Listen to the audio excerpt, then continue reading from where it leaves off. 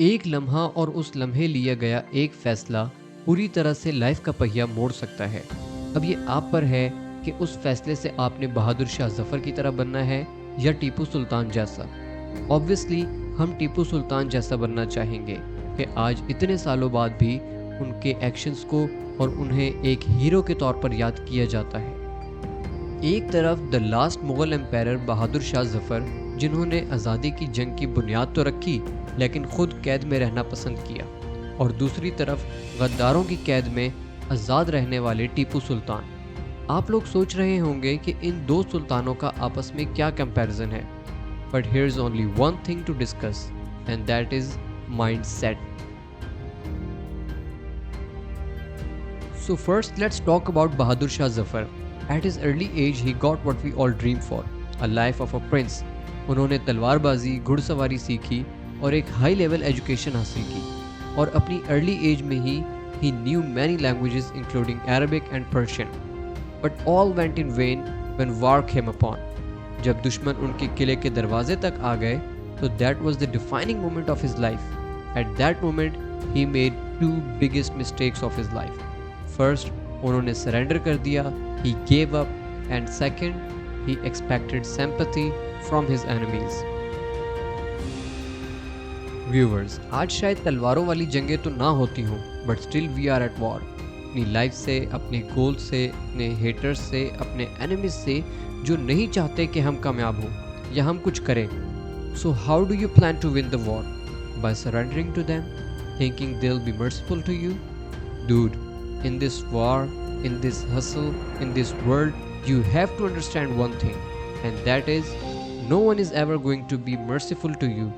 No one is ever going to be sympathetic to you, and you can't surrender at any cost. What you only have with you is yourself and your clear, positive, attacking and winning mindset.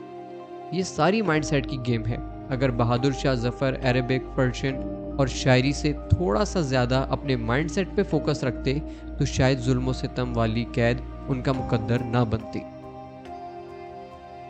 Why Tipu Sultan is still known as tiger of Mysore and a hero? उनका mindset क्या था?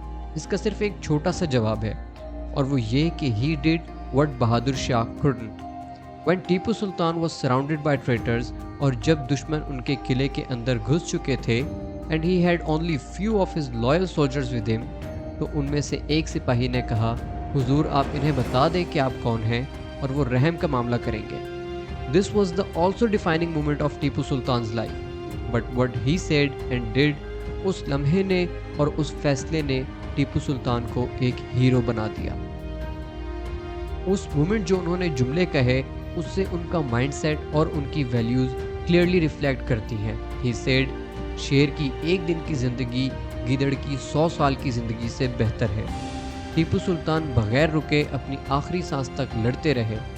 टीपू सुल्तान ने ना सिर्फ surrender करने से मना किया, बल्कि उन्होंने मार्टरडम को तरजीह दी अपने दुश्मन के हाथों जलील होने के बजाय. This is the mindset of a winner. It's always a do or die situation. Just remember, you don't lose when you quit, you lose when you give up.